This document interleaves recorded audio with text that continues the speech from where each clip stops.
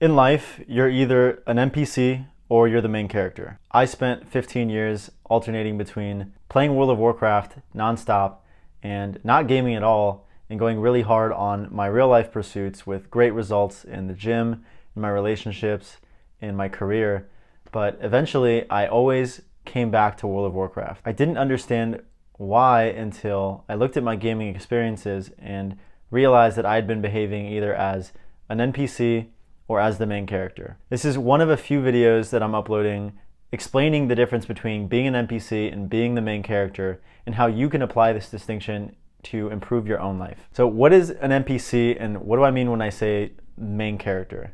In video games, an NPC is a non-player character. It's one of the characters that the game developers put into the game to advance the plot or to make the world look more alive or just generally to make the game work. This could be a guard in a major city, it could be a monster that you fight on a quest. Whatever the case, an NPC is really just a bunch of pixels whose behavior is governed by lines of code.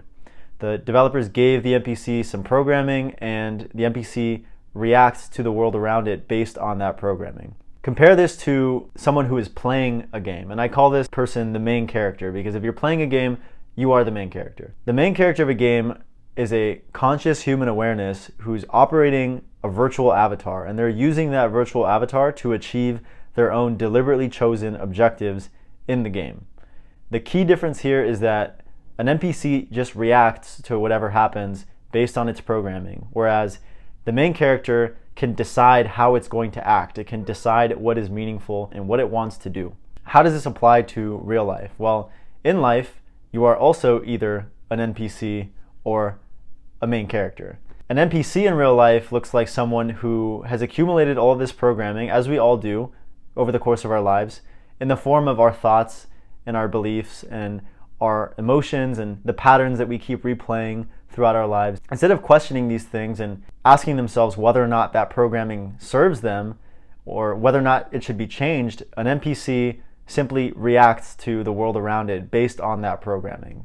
In other words, NPC doesn't realize that they are a conscious human awareness with free will that can decide what it wants to do, what it wants to believe, and generally how to live its life. If you're a main character in your own life, then you understand that life is something that you decide how to create and how to live.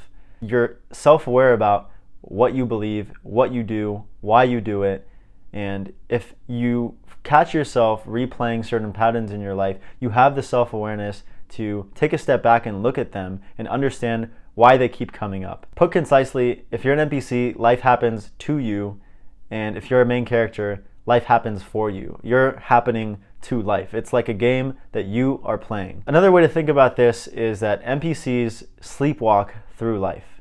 If you've ever gone through a period of your life where you were kind of just going with the flow, doing what felt right, and not really questioning things, then you were sleepwalking. At least for me personally, I've sleepwalked through a lot of my life and had periodic moments of lucidity where I kind of woke up, looked around and was like, why am I here? Why am I doing this? Is this really what I want? The key to being the main character of your own life is living every day from that level of awareness, deciding what kind of a day you're going to create instead of letting your day be created by the forces that happen around you. The most terrifying thing that occurred to me while I was in the throes of video game addiction was the prospect of me sleepwalking through any more of my life, even as much as a year of it, let alone 5 or 10 years or 20 years. The idea of looking back at my life from my deathbed and thinking to myself, damn, I really squandered it. That was single-handedly enough to convince me that I needed to do something differently. In this video, I want to focus on a specific type of NPC behavior, largely implicated in video game addiction, but that we also see in countless other areas in life, and that's escapism or self-medication. NPCs can't deal with difficult thoughts or emotions. They can't deal with discomfort, especially fear, and they instead seek to escape from it or self-medicate. For me, this took the form of playing World of Warcraft whenever I felt lost in life or felt like I lacked a sense of direction or purpose, or if difficult emotions came up around whatever I was doing at the time, when certain patterns replayed themselves, like getting disenchanted with school or with work and looking for a way out. My way out was always World of Warcraft. It was kind of like a spiritual shortcut for me, because instead of doing the work that I knew I had to do, I could escape into what was literally a different world and go on the hero's journey, but in a video game, and achieve self-actualization there. Escapism and self-medication are by no means unique to video games. They can also take the form of social media addiction, binging Netflix, binging TV, partying every weekend, and trying to drown away your misery in substances that don't really make you feel good, or bad websites. Any kind of rampant consumption that takes your mind off of the problem and gives you that fix or that satisfaction that you can't seem to get without those things, because these issues are standing in the way and we can't move past them. What does a main character do differently in this situation? Well, main character, rather than reacting to the discomfort, immediately seeking to escape or self-medicate, can take a step back, catch those thoughts and those emotions and those discomforts, and ask themselves, what are these trying to tell me? Why are they here? What's the root cause? What do I do about this? For example, main character treats fear as a good sign, a sign that they're venturing into the unknown. They're doing something that is out of their comfort zone. If you think back to a time in your life where there was something you decided to do that felt awful or weird or foreign at first, and you didn't want to do it, but you did it anyway, I'm sure that you can remember the growth that followed after doing that, if you stuck with it long enough. Fear is really just excitement or exhilaration about something that is going to make you better. One of my favorite quotes is by Joseph Campbell, and it's that the cave you fear to enter holds the treasure you seek. If it's a difficult thought or a difficult emotion or a pattern that keeps re-emerging in your life, main character interprets those as signposts towards things that haven't been resolved yet, or lessons that you haven't learned yet, and hence they keep coming up. If you don't confront these things, then they'll keep exerting a shadowy, unconscious influence over your life, and you'll be none the wiser. This is what's known as shadow work. It's the process of taking parts of yourself that you learn to suppress at some point in your life, usually during childhood or during emotionally traumatic events, and putting a spotlight on them and understanding why they were suppressed or why they're malformed, and then reintegrating them so that you can express them in a healthy way again.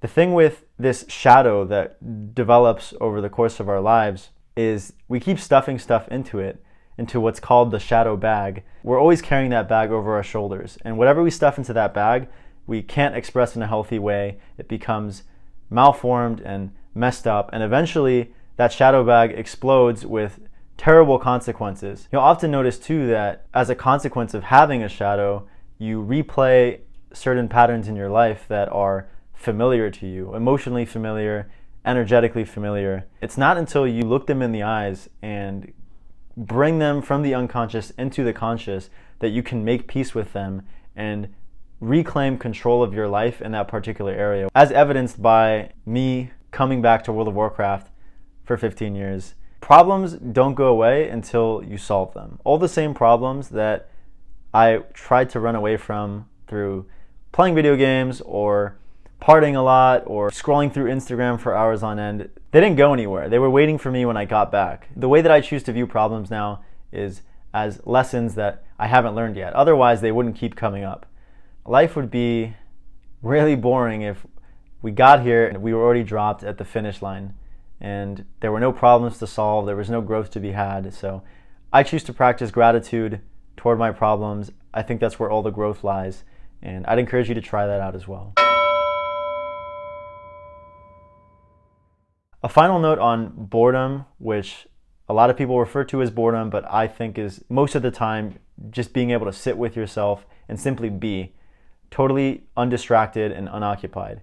In the past, when I came out of a bout of video game addiction and I still felt a lack of direction or purpose, and I wanted to figure out the answer, I got frustrated really easily with how it didn't come overnight. The reality I found was that a lot of this stuff isn't going to solve itself overnight. If, like me in the past, you spent every waking moment of every day in constant consumption of something, whether that's a podcast or a YouTube video or a book, then a lot of this internal work just is never going to get done. You aren't affording yourself the time and the attention and the space to just be with yourself and see what comes up, see what you're called to write about and think about. That's how this entire YouTube channel came about, is I gave myself the time and the space to see what came up, and I kept being drawn towards the countless hours that I had spent playing video games and why it was so easy and natural for me and why other things felt like pulling teeth. Gift yourself even the time and the space and the attention to let these things come up. And by no means am I saying you should wallow or you should think incessantly. Be proactive about it. Give it a chance to come up, and then when it does come up, work on it. Do that and you stick with it for long enough, you will start living life less like an NPC and more like the main character. Ultimately, we are each architecting the lives that we live. That's a really tall task. It's not even something that's ever going to end, right? Eventually you will achieve everything that you've wanted to achieve, and the first thing you'll ask yourself is, what next? Get used to taking a step back, taking a bird's eye view on your life, and affording yourself everything that you need to design it exactly how you want it to play out. And then go do it. If you made it this far, thanks so much for watching. Please leave a comment. I'm really looking forward to y'all's feedback, and I'll see you in the next video.